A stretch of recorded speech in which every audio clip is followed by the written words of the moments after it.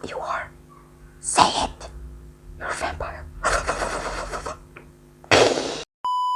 Hello everyone, I hope you're doing okay. I hope everything is going great for you. Since it's October and close to be Halloween, I'm gonna be sharing with you a bunch of books of different genres and different paces and different plots and different vibes. You can enjoy this Halloween, not only Halloween and October, but autumn in general. In my opinion, autumn is a time where I enjoy reading most. Okay, let's start with thrillers. Well, they're all kind of thriller-y, but let's start with a fast pace. What is it called? Lisp? It's starting to annoy me a little bit, I'm not gonna lie. Run on Red. This one was such a thrill, and I still remember it, even though I've read it a couple of years ago, yet I still remember how thrilling it was. You're in a car, alright, you're with your friend in a car heading somewhere, and then in the rearview mirror you catch headlights. When you think you're safe and sound, the situation gets so twisted. I did not see it coming at all. It kept my heart beating, it kept me at the edge of my seat, and it will definitely do the same for you. If you're looking for something slower but witchy, then try Extasia or Extasia. I still don't know how to say that name, and I haven't seen one review of this book, so I don't know how to properly say it. Anywho, you're basically thrown into this occult-like village where you can definitely feel that something is wrong at the day where this little girl becomes a saint of this village. This village is called Haven. The saints are a way for the village to redeem themselves and to absolve themselves of their sins. One day, this little girl starts following dead animals to the forest. It's a little unpredictable and a shit ton of fun.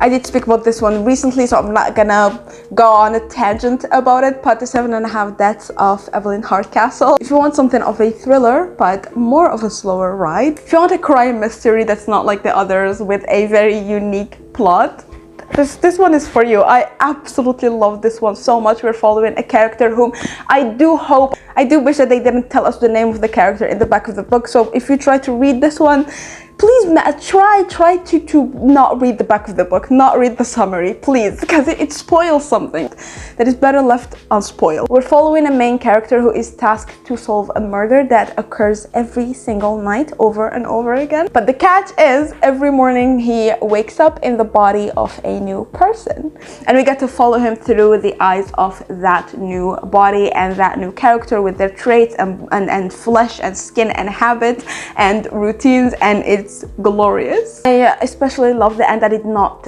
think the plot was heading that way, but it's way more than just a mystical contemporary. It's a time warp manifesto, and I absolutely love that aspect. If you're looking for short stories, honestly, anything by Shirley Jackson. This has been one of my favorite books in the shelf. It says The Lottery, but it is a collection of short stories, all by Shirley Jackson, and I do recommend each and every one of them. If I were to recommend you one more than the other, then I would definitely recommend The Lottery for this time of year. You can finish them in one sitting, especially if you have a short, what is it called?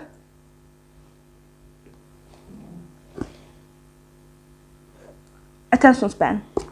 Short attention span. Speaking of short stories, let's do another short story, but go more Victorian. If that's your vibe, if Victorian or Edwardian, vintage, true vintage Halloween scary short stories, then try Couching at the Door. You can find it here on YouTube for free as an audiobook. Couching at the Door is basically a play of morality, immorality, and conscience. It follows a man who commits a heinous, horrible crime in a different country, and then he goes back to his home country, and there is a, get ready for it, a black feather boa haunting him. It was kooky and campy, and I really enjoyed it. If you're looking for a more gruesome yet still somehow heartwarming, thriller-y, bloody book to read this month, The Butcher and the Liar. I recently spoke about this on my TikTok, which if you're not following me, by the way, this is my TikTok where I talk about books and interview random authors and go live almost every day to talk about books. So The Butcher and the Liar is a dual timeline. It goes between the late 80s to 2015, and it's mostly following Daisy, whose father is a serial killer. At the tender age of 9 years old, Daisy's father, who is again a serial killer, drags her into his hobby, you know, little cute little hobby, right? And she is haunted ever since then. She has been changed as a woman. There were so many things that I loved about the book. I loved the friendship, I loved the love, I loved the obsessiveness, I loved the goriness of it. And I most definitely loved how the author touched on subjects that are sensitive to touch on, and how not only did she touch on subjects that are sensitive to touch on, but she did a beautiful, amazing job at presenting them. I really, really loved it. It did the genre so good. Like it was just to the genre. So if you are looking for a cute little dark fantasy to read, it's not cute, but cute little, I keep saying cute, I don't know, everything is bloody is cute, okay? Let's just call it what it is. A grim, dark fantasy to read. Try The Descendants of the Fate series. I did speak about this. I spoke about the first book, the second. I didn't speak about the third book on YouTube, but I did speak about it on Goodreads and on TikTok. The Descendants of the Fate series follows exactly that. The descendants of the Greek faith. More specifically, this follows the granddaughter of Death, Atropos, who is the Grim Reaper herself. We haven't done anything too gruesome yet, so if you do want something not only gruesome as in bloody and gory, but absolutely freaking disgusting and vile. I love how it looks when I say disgusting. Disgusting. If you're looking for something absolutely vile and disgusting, like rot, you know, I didn't mean to say rot because rot is in the title of the book, but it does feel like rot, you know, just vile mold, you know. If you want mold into a book, try Paradise Rot. It's just following a foreign student who is looking for a roommate, and then she finds a roommate, but then things quickly take a huge turn. It's absolutely disgusting, okay? If you are not a fan of, is this considered body horror? It's body fluid horror, not necessarily body horror. If you're not a fan of that and you're squeamish, don't read it.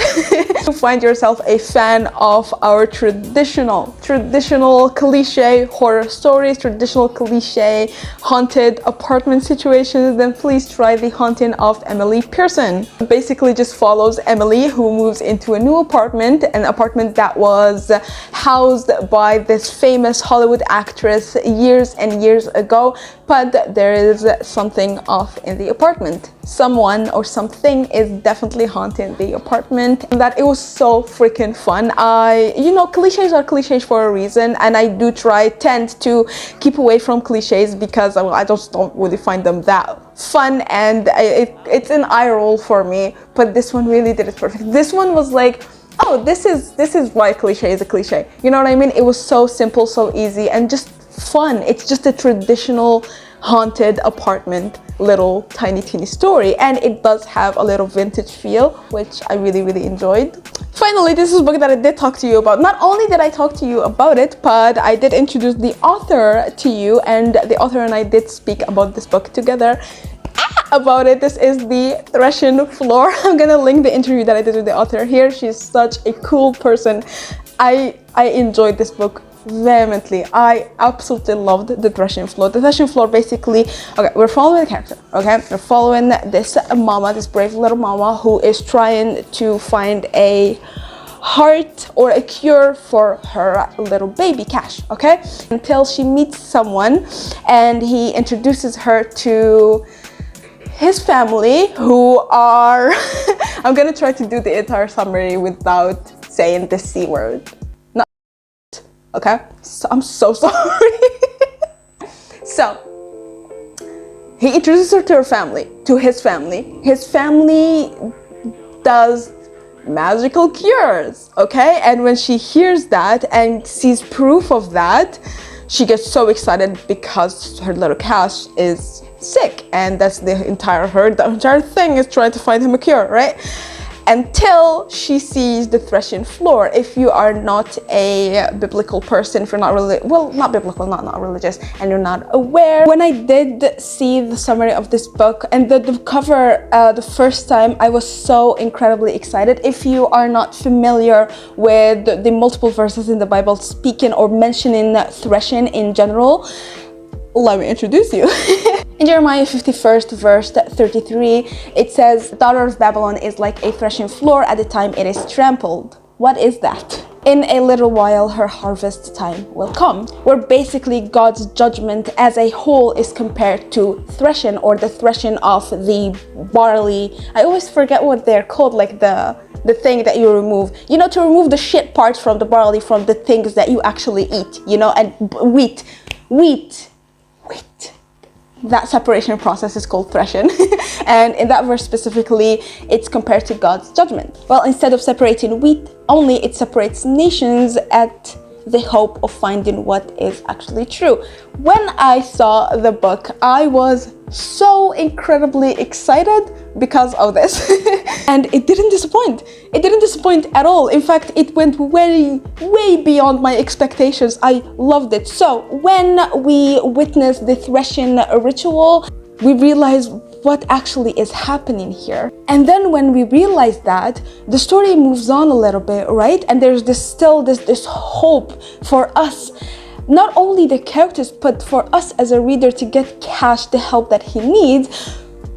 But then it gets worse and darker and worser. Fun fact, worser was actually a word, but we don't use it anymore, and I wish we used it still because it's so easy to say. But it gets worse and worse and worse. I ended up really enjoying it. It's occult-like, it's grim, it's dark, it's gory. I didn't expect it to be gory, but we go to a basement, and safe to say, it's a really bloody basement.